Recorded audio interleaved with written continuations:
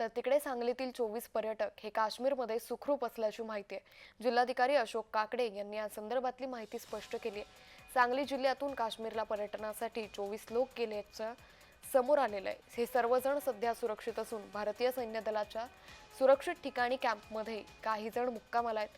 त्यामध्ये सांगलीमधील 2, मिरजेतील 1 आणि कुपवाडाच्या सावळी येथील 1, त्याचबरोबर पलूस इथले 5 कुटुंबियांचा समावेश आहे। हे सर्व कुटुंब सध्या सुरक्षित आहे। सांगली जिल्ह्यातील अंदाजे 24 नागरिक हे आज जम्मू काश्मीरमध्ये आहेत। ह्या नागरिकांची सर्व सुरक्षिततेची व्यवस्था घेण्यात आलेली आहे।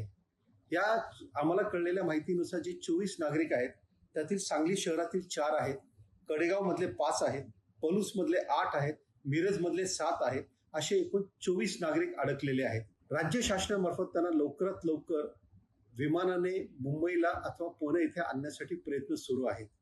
मी या निमित्ताने सांगली जिल्ह्यातील सर्वांना असं सांगू इच्छितो की जे नागरिक जम्मू काश्मीरमध्ये पर्यटनासाठी गेलेले आहेत ते सर्वजण सुरक्षित आहेत। लवकरात लवकर त्यांना आपण पुन्हा सांगली जिल्ह्यामध्ये आणणार आहोत।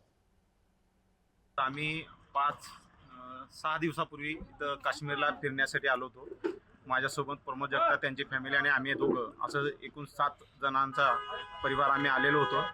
तर बाकीचे सोनवार वगैरे फिरून झाल्यानंतर ज्या दिवशी म्हणजे काल पहलगामला जो अतिरेक्यांचा हल्ला झाला त्यावेळेस आम्ही तो एरिया तो परिसर पाहून खाली आलेलो होतो आणि वरती त्याचा हल्ला झालेला आहे।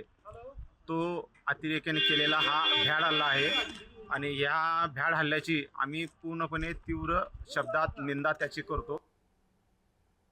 गेले 8 दिवस झाले श्रीनगर येथे फिरावेस आलेलो आहोत। माझी पूर्ण फॅमिली इथं आलेली आहे। परंतु काल पहलगाम येथे जो हमला झाला तिथून मी 1 किलोमीटर अंतरावरती होतो।